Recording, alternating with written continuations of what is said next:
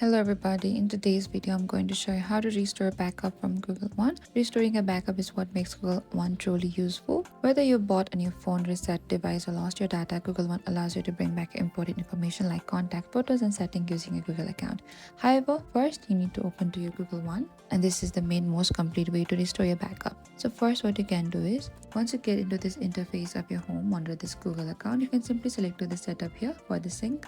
And under this sync, you can manually sync the option for your photos and video, contacts and calendars. As I'm going to select those calendars here, you can manually select one of it and you can simply check the status there and you can select to this setup sync on the bottom. And you must use the same Google account backend must access before storing, and restore works best during the device setup. And restoring your data with Google One is simple. Once you understand how it works, the key is to rely on your Google account during device setup and let the system bring back your saved data automatically. Thank you for watching this video. I hope I could help you. If you have any queries or confusion, please comment down below and we will reach out to you very soon.